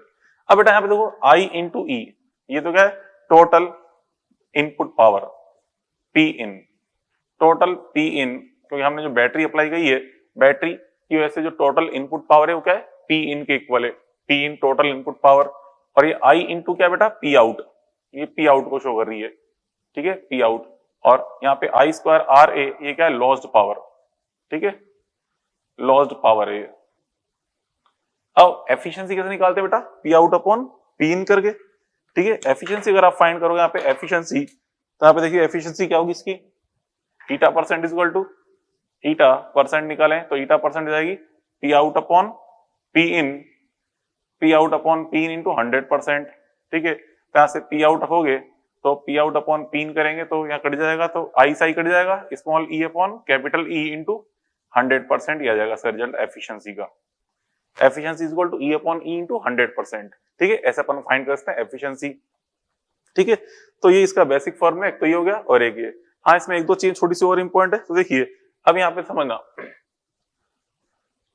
जैसे अपन मोटर को स्टार्ट करेंगे, ठीक है, एज मोटर स्टार्ट, ठीक है, एज मोटर स्टार्ट, तो जैसे मोटर को आप स्टार्ट करोगे, स्टार्ट करते ही हम देखते हैं इसका ओमेगा क्या होगा 0।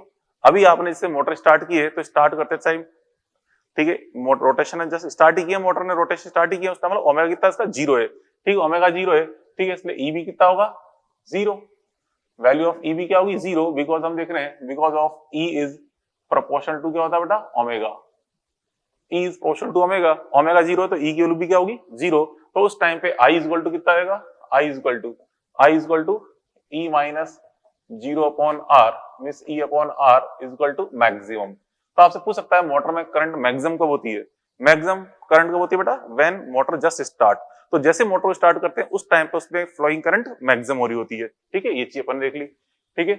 और बेटा देखो एट मैक्सिमम स्पीड, ठीक है, एट मैक्सिमम स्पीड अपन देखें, एट मैक्सिमम स्पीड मींस जब स्पीड मैक्सिमम हो जाती है तो उस टाइम पे ई भी क्या होगा बेटा, maximum, E is equal to maximum, उस आई इज इक्वल टू क्या जाएगा, मिनिमम। ठीक है, आई इज इक्वल टू मिनिमम। तो जब स्पीड मैक्सिमम ऑप्टेन हो चुकी होती है उस टाइम करंट भी क्या होती है, मिनिमम हो जाती है। तो जैसे अपन देखें स्विच ऑन करेंगे, कोई फैन है, स्विच ऑन करते ही उस टाइम तो ऑन किया अपन, फैन की स्पीड कितनी है, 0 है, तो उस टाइम पे जो फैन का सर्किट है बेटा उसके अंदर करंट क्या है, मैक्सिमम। बट जैसे फैन ने मैक्सिमम स्पीड गेन कर ली है, ठीक है, मैक्सिमम स्पीड गेन कर ली, उस टाइम पे करंट की वैल्यू हो जाएगी मिनिमम। तो वो चीज यहाँ पर देख रहे हैं, ये वैल्यू होती है। ठीक है, अब यहाँ पे इसमें एक दो चीजें हैं, तो देखो यहाँ पता होना चाहिए, देखो एक स्टार पॉइंट फॉर्म में या maximum power E is equal to E by 2, ठीक है, when E is equal to E by 2, when E is equal to capital E by 2, जब बच्चों यहाँ पे E is equal to E by 2 होता है उस टाइम पे बेटा यहाँ पे हमें पावर मैक्सिमम ऑप्टेन होती है, पावर की मैक्सिमम। ठीक है, तो यहाँ पे ये चीज पता होनी चाहिए, मैक्सिमम पावर, ठीक है, power is equal to maximum obtain. ठीक है, मैक्सिमम पावर यहाँ पे आपको ऑप्टेन होती है, आउटपुट पावर मैक्सिमम मिल रही होती है। ठीक है, कब, when E is equal to E by 2। ठीक है, तो इस टाइम पे एफिशिएंसी क्या होगी, एफिशिएंसी हियर एफिशिएंसी अगर अपन फाइंड करेंगे तो एफिशिएंसी आएगी 50%, एफिशिएंसी 50% आएगी, एंड आर्मेचर करंट आएगी E upon twice of RA। ठीक है, and power is equal to जाएगा, power maximum is equal to E square upon 4 times of RA। ठीक है, ये रिजल्ट्स हमें कुछ ओपन होते हैं, ये चीज अपन देगी। इस पे बेस्ड बच्चों एग्जांपल बता रखा है, एग्जांपल नंबर 64 इसी पे बेस्ड है। जैसे अभी अपन ने थोड़ी देर पहले किस पे एग्जांपल नंबर 63 देखा था ना, बिल्कुल वैसे ही एग्जांपल नंबर 64 है जो कि इन फॉर्म में बेस्ड है। ठीक है, कर लेना उसको अपने आप। ठीक है, तो ये चीज अपन ने पढ़ा, यहाँ पे इलेक्ट्रिक मोटर भी कंप्लीट हो गया, बात पहले पढ़ी, तो इससे अपन ने क्या क्या पढ़ लिया, ट्रांसफार्मर कंप्लीट हो गया, जनरेटर हो गया, एंड इलेक्ट्रिक मोटर। ठीक है, तो यहाँ तक तो बताइए EMI कॉन्सेप्ट कंप्लीट है। ठीक है, फिर भी चलो थोड़ा सा आपको मैं एक हिंट दूं, उसके अंदर एक दूं, जो इंड्यूस इलेक्ट्रिक फील्ड है थोड़ा उसको देखते हैं। आपसे कहा था पहले छोड़ देंगे, 10-1 मिनट समझाता हूं आपको मैं इंड्यूस इलेक्ट्रिक फील्ड के बारे में। ठीक है, तो आप इंड्यूस इलेक्ट्रिक फील्ड के बारे में अपन यहाँ पे थोड़ा सा मॉड्यूल से अपन देखते हैं। इसमें आप ये पेज ओपन करिए, मॉड्यूल के अंदर इंड्यूस EMF के अंदर आपको समझा रखा है, पेज नंबर, इंड्यूस EMF नहीं, सॉरी, इंड्यूस इलेक्ट्रिक फील्ड की बारे में बात कर रहा हूँ, इंड्यूस इलेक्ट्रिक फील्ड। ठीक है, यहाँ पे जो स्टार्टिंग टॉपिक पढ़ा था ना, इंड्यूस्ड क्वांटिटीज में एग्जांपल नंबर 11 के बाद जो अपन टॉपिक लिखा था इंड्यूस्ड इलेक्ट्रिक फील्ड, थोड़ा सा इसको देख लेते हैं, 10-1 मिनट इसको समझो। ठीक है, वैसे मेडिकल में बेटा इस पे कोई न्यूमेरिकल जनरली नहीं पूछा था, लेकिन एक दो थ्योरेटिकल कॉन्सेप्ट इंपॉर्टेंट है। ठीक है, इसको आप अंडरलाइन कर लेना इसके अंदर। ठीक है, तो बेटा देखो यहाँ पे इसमें इंड्यूस्ड इलेक्ट्रिक फील्ड क्या होता है, इंड्यूस्ड इलेक्ट्रिक फील्ड, तो देखो बेटा आप इसके अंदर यहाँ पे जब भी कहीं किसी रीजन में एक वेरिएबल मैग्नेटिक फील्ड होता है, वेरिएबल मैग्नेटिक फील्ड में टाइम के साथ जो फील्ड अगर वेरिएबल है, टाइम के साथ अगर मैग्नेटिक फील्ड अगर वेरिएबल फॉर्म में, ठीक है, जैसे मान लो बेटा इस तरह से हम बात कर रहे हैं यहाँ पे इंड्यूस्ड इलेक्ट्रिक फील्ड की, इंड्यूस्ड E वेक्टर के बारे में बात कर रहे हैं। ठीक है, इंड्यूस्ड इलेक्ट्रिक फील्ड, ठीक है, क्यों produce by variable time varying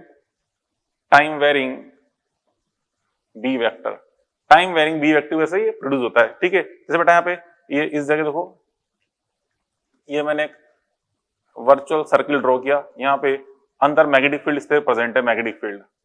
ठीक है, मैग्नेटिक फील्ड प्रेजेंट है। ठीक है, मतलब एक तरह से सिलेंड्रिकल पोर्शन मान लो, ये सिलेंड्रिकल पोर्शन है, मैं इसका क्रॉस सेक्शन एरिया शो कर रहा है। ठीक है, मतलब ये समझ सकते हैं कुछ इस तरह से, ये कोई सिलेंड्रिकल पोर्शन है, सिलेंड्रिकल पोर्शन आप सामने देख रहे हैं, सिलेंड्रिकल पोर्शन। ठीक है, ये सिलेंड्रिकल पोर्शन है, इसके अंदर क्रॉस सेक्शन एरिया, मतलब इसके अंदर हमने फील्ड परपेंडिकुलर अप्लाई कर रखा है।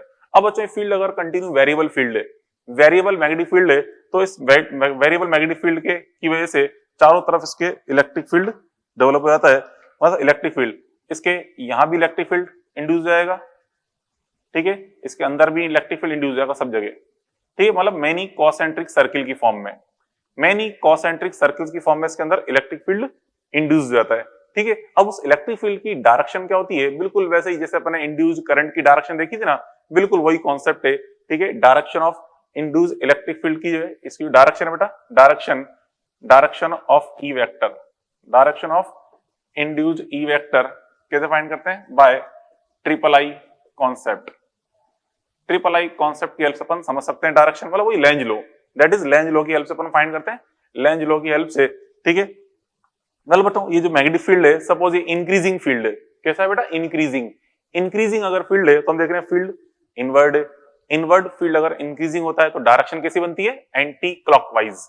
ठीक है, तो यहाँ पे चाहे इस पॉइंट पर देखें चाहे इस पॉइंट पे, यहाँ पे डायरेक्शन ऑफ फील्ड क्या होगी, एंटी क्लॉकवाइज। मतलब जो इलेक्ट्रिक फील्ड यहाँ पे इंड्यूस हुआ है ये कैसा होगा बेटा, electric field anti clockwise direction में। तो यहाँ से आप देखिए बहुत इंपॉर्टेंट बात, यहाँ जो इंड्यूस इलेक्ट्रिक फील्ड है ये कॉसेंट्रिक सर्किल की फॉर्म में आ रहा है। मींस इसकी जो लाइंस हैं इलेक्ट्रिक लाइंस, ठीक है, मींस जो इसकी बेटा ईएलएफ है, इट्स ईएलएफ, ठीक है, इट्स ईएलएफ है, ये हमेशा क्लोज सर्किल की फॉर्म में होती है। ELF electric lines of force, electric lines of force always किसकी फॉर्म बेटा, क्लोज लूप की फॉर्म में, क्लोज्ड लूप। जबकि जो अपन पहले पढ़ते हैं इलेक्ट्रोस्टैटिक के केस बेटा, electrostatic electric field, electrostatic electric field होता है वो कभी भी इसकी ईएलएफ क्लोज लूप नहीं बनाती, हमेशा प्लस चार्ज से स्टार्ट होती है, माइनस चार्ज पे फिनिश हो जाती है। ठीक है, plus charge to minus charge, ठीक, कभी भी क्लोज लूप नहीं बनाती। बट यहाँ पे जो ये ईएलएफ है, इसकी इंड्यूस्ड इलेक्ट्रिक फील्ड की ईएलएफ, ये हमेशा क्लोज लूप की फॉर्म में, कॉसेंट्रिक सर्कल्स की फॉर्म में होती है। ठीक है, क्लोज लूप की फॉर्म में होती है। ठीक है, जो बट इलेक्ट्रोस्टैटिक जो है, electrostatic but ELF of electrostatic, electrostatic E vector not forms close loop. ठीक है, कभी क्लोज लूप बनाती कौन, इलेक्ट्रोस्टैटिक जो इलेक्ट्रिक फील्ड है उसकी ईएलएफ कभी भी क्लोज लूप नहीं बनाएंगी। बट यहाँ पे जो इंड्यूस्ड इलेक्ट्रिक फील्ड है ये क्लोज लूप की फॉर्म में होता है। ठीक है, ये चीज अपन देखी। ठीक है, बस ये इसका बेसिक कॉन्सेप्ट है। ठीक है, और ये क्या बेटा, नॉन कंजर्वेटिव नेचर का होता है। ठीक है, it is non conservative nature, non conservative nature, non conservative nature. इसकी नेचर कैसी होती है बेटा, नॉन कंजर्वेटिव। ठीक है, इसकी कंजर्वेटिव नेचर कैसी, नॉन कंजर्वेटिव है, नॉन कंजर्वेटिव नेचर। ठीक है, बट जो इलेक्ट्रोस्टैटिक फील्ड था उसकी नेचर कैसी थी बेटा, कंजर्वेटिव। इलेक्ट्रोस्टैटिक इलेक्ट्रिक फील्ड की नेचर कंजर्वेटिव होती है। यहाँ पे जो इंड्यूस्ड इलेक्ट्रिक फील्ड है ये कैसा होता है, नॉन कंजर्वेटिव नेचर का होता है। ठीक है, नॉन कंजर्वेटिव नेचर। ठीक है, ये दो तीन बातें बताने की थी, ये चीज अपन देख ली। अब बेटा इसमें देखो, यहाँ पे अगर कोई इलेक्ट्रॉन को रख देंगे या किसी चार्ज पार्टिकल रख देंगे तो फोर्स वैसे लगेगा जैसे इलेक्ट्रिक फील्ड में चार्ज पार्टिकल फोर्स होगा ना, F = QE, तो वही फोर्स यहाँ भी फील होगा। कोई चार्ज पार्टिकल को आप रखोगे तो उस पे इलेक्ट्रिक फील्ड, जो इंड्यूस्ड इलेक्ट्रिक फील्ड है उसकी वजह से फोर्स वैसा ही लगेगा जैसा इलेक्ट्रोस्टैटिक इलेक्ट्रिक फील्ड में लगता है, F = QE। ठीक है, बाकी प्रॉपर्टीज सेम है, बस ये दो तीन प्रॉपर्टीज डिफरेंट होती है जो आपको यहाँ समझा दिया मैंने इसके बारे में। ठीक है, अब इसकी जो वैल्यूज हैं यहाँ पे ये अपन फाइंड करते हैं इसकी वैल्यूज। यहाँ पे देखो इसमें एग्जाम्पल नंबर 12 के ऊपर एक लाइन लिखी है, एग्जाम्पल 12 जस्ट पहले, EL = A × dB/dt। तो ये इसका फॉर्मूला है, किसी भी पॉइंट पे आपको फाइंड करनी है। तो यहाँ पे ये सिंपल सा ट्रिक है इसका, ये ट्रिक आप याद रखिए। अब तो E × L, E × L = ये होता है बेटा A dB/dt, A dB/dt। इससे अपन फाइंड करते हैं वैल्यू ऑफ E। किसी भी पोजीशन पे वैल्यू ऑफ E आपको फाइंड करनी है, इससे अपन फाइंड करेंगे E। ठीक है, जैसे आपको बेटा ये L तो क्या यहाँ पे ये लेंथ है, ये लेंथ ये L को शो कर रहा है L। ठीक है, यहाँ पे ये लेंथ L हो जाएगी, ये लेंथ L। मतलब जिस पॉइंट पे आपको इलेक्ट्रिक फील्ड फाइंड करना है उसके जो सराउंडिंग ईएलएफ बनती है उसकी लेंथ हमें यूज करनी होती है। ठीक है, जैसे यहाँ पे बेटा इसकी रेडियस अगर कैपिटल R है रेडियस, तो ये लेंथ क्या हो जाएगी, ये लेंथ आएगी L = 2π कैपिटल R। ये रेडियस मान लो, ये रेडियस है स्मॉल r, तो ये लेंथ हो जाएगी 2π स्मॉल r। जो भी ये लेंथ अपन यूज करें जहां पे इलेक्ट्रिक फील्ड फाइंड करना है, ठीक है, जो सर्किल है उसकी लेंथ अपन 2πr वो यूज करते सॉल्व कर लेंगे। एंड ए क्या बेटा, एरिया। जैसे ये सर्किल है, इसकी रेडियस अगर r है तो इसका एरिया क्या हो जाएगा πr²। ठीक है, πr², और इसका एरिया हो जाएगा पाई कैपिटल R²। जो भी रेडियस हम यूज कर रहे हैं उसके लिए अपन को यूज करना होता है। ठीक है, बस इतना सा कॉन्सेप्ट है, समझे बात को। L क्या है यहाँ पे, जिस पॉइंट पे इलेक्ट्रिक फील्ड फाइंड करना है तो हम एक सर्किल ड्रॉ करेंगे। ठीक है, इस सर्किल की जो लेंथ है टोटल वो L हो गई 2πr। ओके, और बेटा A क्या है, इस सर्किल के अंदर का जो टोटल एरिया है। अच्छा, A या टोटल एरिया भी नहीं, सॉरी, A यहाँ पे क्या होता है, एरिया, वो एरिया जिसमें से मैग्नेटिक फील्ड प्रेजेंट है, जहां से मैग्नेटिक फील्ड क्रॉस हो रहा है वो वाला एरिया। तो बेटा देखो यहाँ पे इसमें इतना बड़ा एरिया ना, इसके अंदर समझो ये जो सर्किल दिख रहा है ना, इस सर्किल के अंदर वो एरिया जहां से मैग्नेटिक फील्ड क्रॉस हो रहा है। तो मैग्नेटिक फील्ड कहां से हो रहा है, ब्लैक वाले सर्किल के अंदर से, तो ब्लैक वाला एरिया यूज करेंगे अपन। कौन सा, ब्लैक वाला। मिस दोबारा समझ रहा हूं, A is area inside this loop, area inside this loop from where magnetic field is crossing out, ठीक है, जहां से मैग्नेटिक फील्ड क्रॉस हो रहा है वो एरिया आपको यूज करना है। तो यहाँ पे हम इस पॉइंट की बात कर रहे हैं, यहाँ पे इलेक्ट्रिक फील्ड फाइंड करना है, ये वाला इलेक्ट्रिक फील्ड फाइंड करना है अपन को, तो इसमें लेंथ तो क्या ले लेंगे, ये वाली 2 पाई आर, ठीक है। एरिया कौन सा लेंगे बेटा, इसके अंदर वो एरिया जहां से मैग्नेटिक फील्ड क्रॉस हो रहा है, तो कौन सा एरिया है, ये ब्लैक वाला सर्किल दिख रहा है, ब्लैक वाला सर्किल, ये एरिया अपन लेंगे, सर्किल ऑफ ब्रेक एरिया, ठीक है, ब्लैक एरिया सर्किल लेंगे।